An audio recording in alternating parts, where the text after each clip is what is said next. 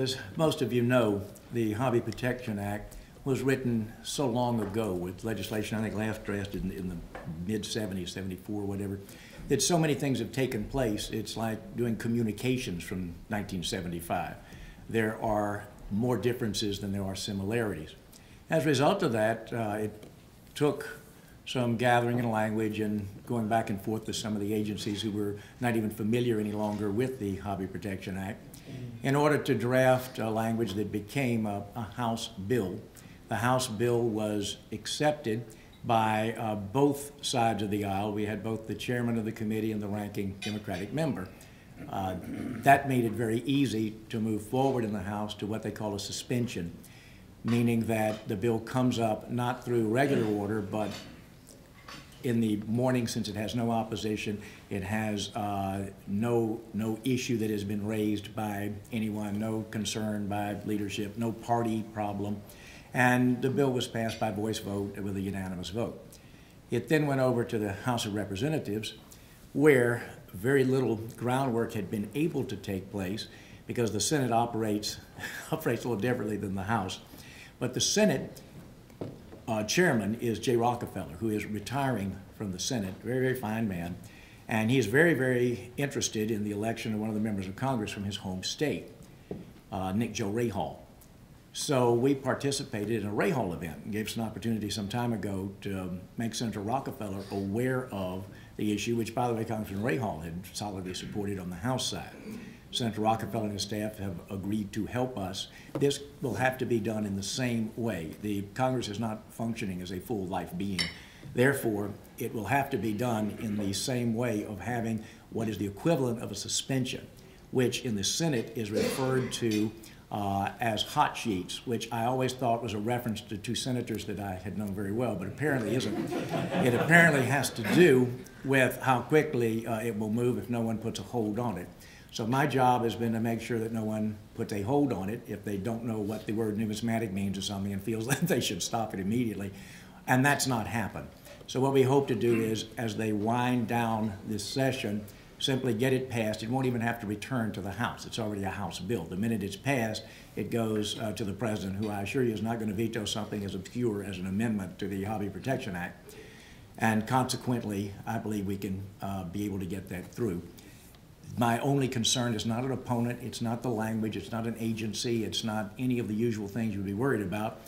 It's the fact that as we move forward in the off-year election, I have a great concern that absolutely nothing of any caliber or level take place, and that is what I view as our opponent, the inactivity of each and everyone as they're wishing not to do much of anything as it moves in that manner.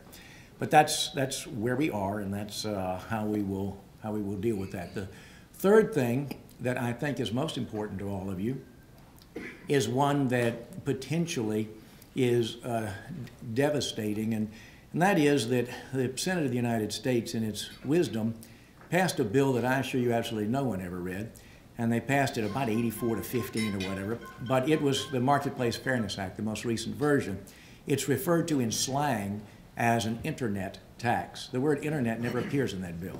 It's not anywhere in it. It's an interstate commerce tax, and it taxes every single thing in every single fashion that you can think of and most that you won't.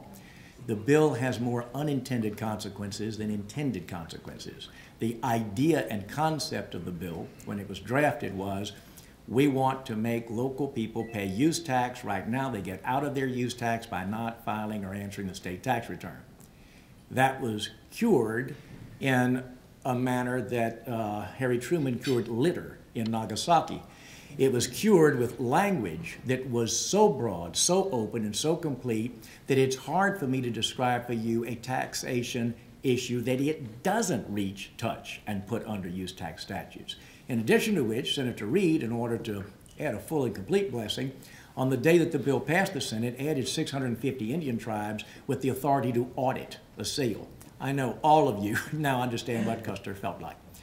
When that language was added, it made it even more difficult, but it highlighted the audit issue. Because under this bill, anyone with a state, by the way, not a person, any state that wants to see whether or not you've sold in their state audits you, and you get to go there. It's not in your home, it's in theirs. Everything about this bill is either incredibly complicated or, quite frankly, thoughtless in terms of actual operation. Congressman Goodlatte of Virginia was faced with a rather difficult predicament because his then governor, who was a Republican governor, who now is, as you notice, very active in the news, his governor had promised the state legislature, and the state legislature had gone along with passing a highway bill funded in major part by the passage of the Federal Marketplace Fairness Act. I had never heard of a state legislature funding anything through a future passage of a future federal piece of legislation. Virginia managed to do that.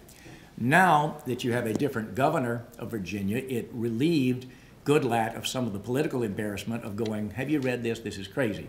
So Goodlatte had a hearing that I thought was excellent in concept and in attendance.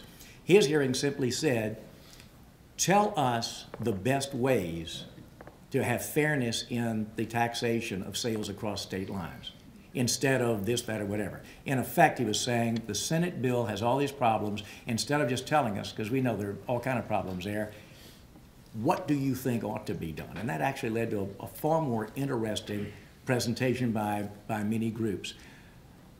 Goodlatte is now faced with the difficulty that as we move toward the end, for some reason unknown to anyone other than Senator Reid, he's threatened to attach the Senate version of the bill to anything and everything that goes through the Senate.